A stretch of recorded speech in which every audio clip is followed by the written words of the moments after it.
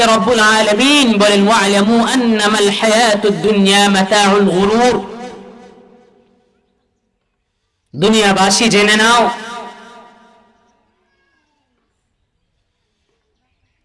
হাজারো লাখো ধরনের আসবাব দ্বারা সুসজ্জিত এই দুনিয়া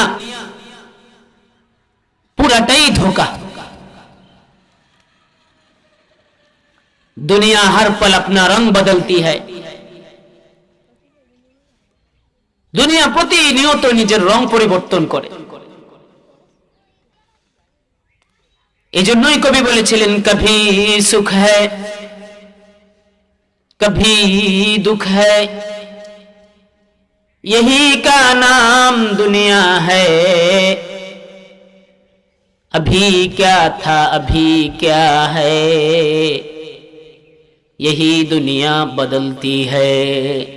এই যেন দুনিয়ার নিজাম পরিবর্তনশীল, কখনো সুখ কখনো দুঃখ, কখনো আনন্দ কখনো বেদনা, কখনো মুখ ভরা হাসি আর কখনো বুক ভরা আর্তনাদ। এই যেন দুনিয়ার খেলা।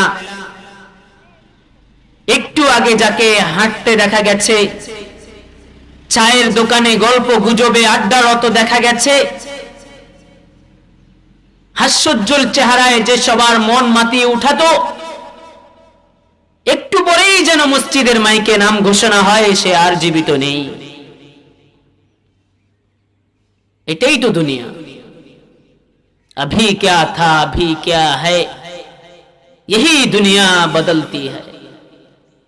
একটু আগে কি ছিল আর এখন কি হয়ে গেল, যেন ক্ষণিকের মধ্যেই সবকিছু রদবদল হয়ে গেল। চলতি ফিরতি একটা মানুষ যেন দিব্যি লাশ হয়ে পড়ে আছে। এই দুনিয়ার নিজাম। এজন্যই রব্বুল আলামিন কোরআনে বলেছেন বাল তুকসিরুনাল হায়াতাদ দুনিয়া ওয়াল আখিরাতু খায়রুন ওয়া আবকা। দুনিয়ার জিন্দেগি দেখতে না দেখতে চোখের পলক উঠাতে নামাতেই শেষ।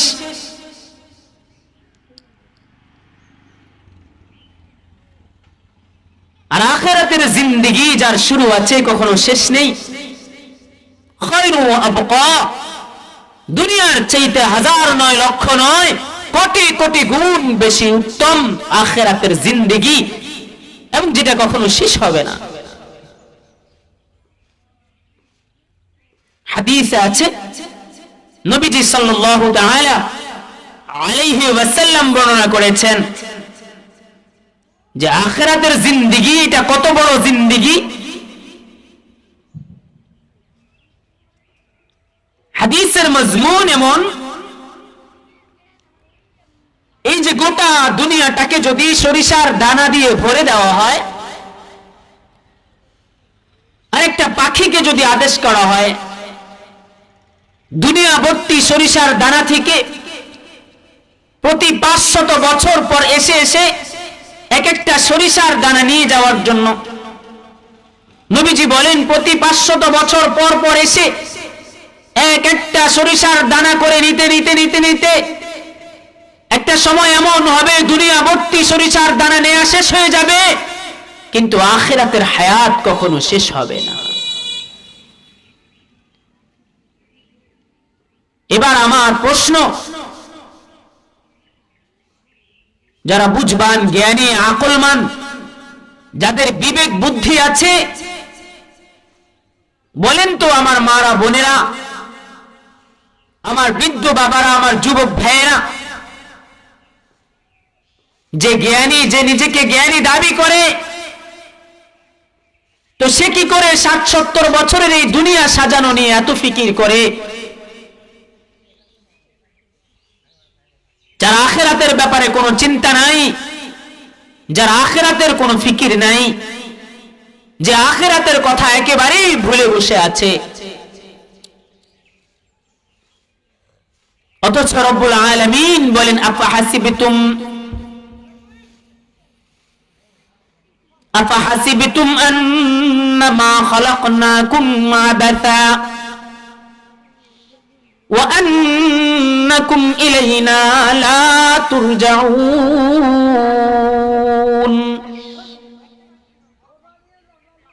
দুনিয়াওয়ালারা, দুনিয়াদাররা, দুনিয়ার অধিবাসীরা কি এটা ধারণা করে বসে আছে যে আমি রব্বুল আলামিন এই দুনিয়াকে এবং এই দুনিয়ার অধিবাসীদেরকে অনর্থক পয়দা করেছি?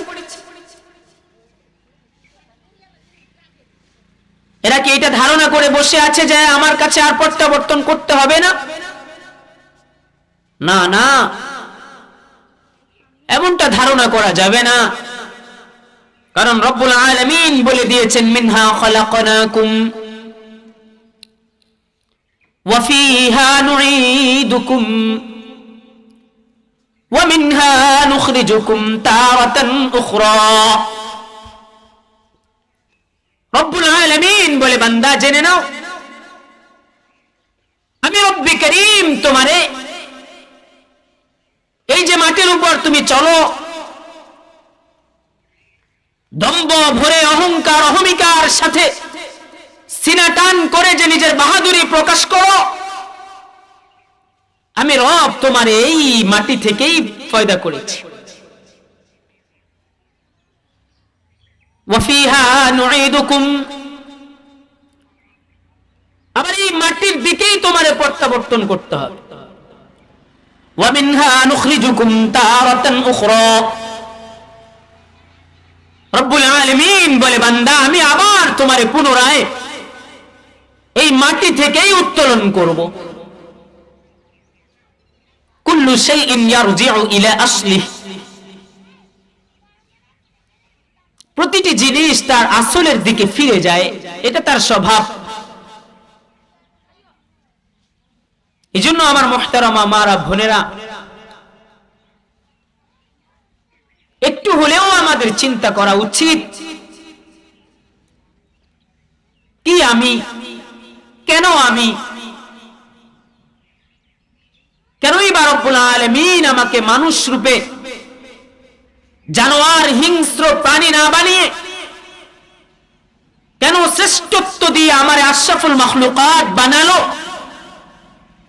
এই হিসাবটা, এই অঙ্কটা কি আমি কোনোদিন করে দেখেছিলাম? আমি কি আমারে নিয়ে কোনোদিন ভাবছি আমি কি ছিলাম, কোথায় ছিলাম, কোথায় আছি, আবার কোথায় রওনা করছি?